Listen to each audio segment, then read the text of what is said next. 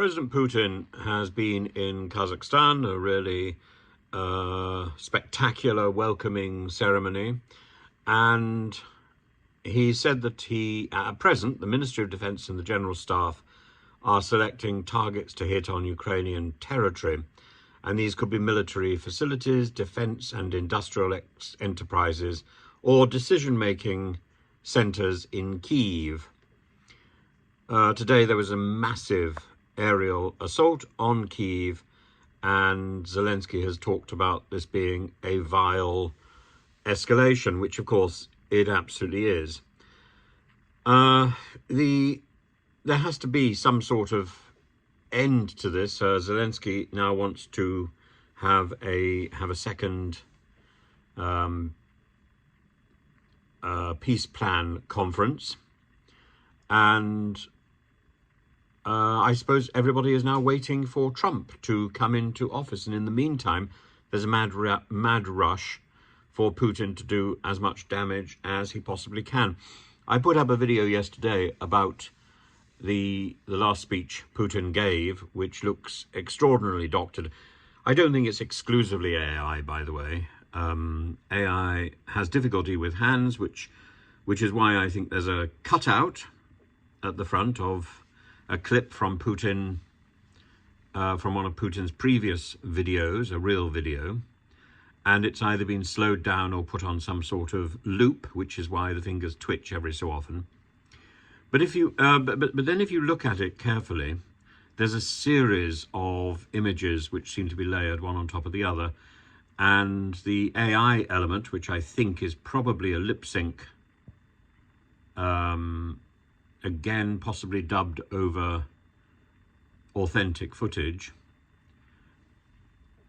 and then placed against a backdrop with a chair, but the chair moves and the tie doesn't quite fit properly against the hands, and the whole thing is a bit of a mess. So no doubt Putin will be making further announcements to prove that he is still functioning. I'm not going to be very convinced. And what I find so extraordinary is the lack of effort by the BBC to prove that this is AI generated. They put so much effort into demonstrating the modifications made to photos of the Princess of Wales and her children. I don't understand why BBC Verify can't get its finger out and actually, oh, when you're talking fingers, Andrea Leadsom, and not Andrea Leadsom, Andrea Jenkins, they're almost interchangeable, except one wears bright yellow and throws her fingers in the air, and the other one just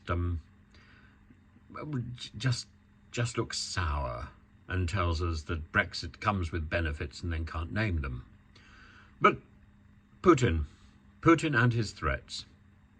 No doubt there will be more threats, and do look out for my video in the next few hours, which I will post, where I'm having a chat with Caelan Robertson, who is in Kyiv and is able to witness these flights of drones, and we're going to talk about drones and about the vicious and unending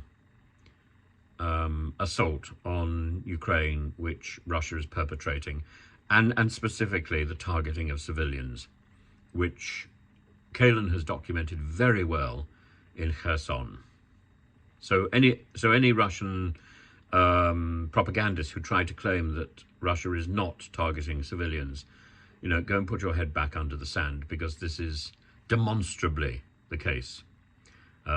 People across the river with their handheld joysticks sending drones directly to attack civilians, either going to their shopping in the market or driving their car or their van around the streets, directly attacking civilians.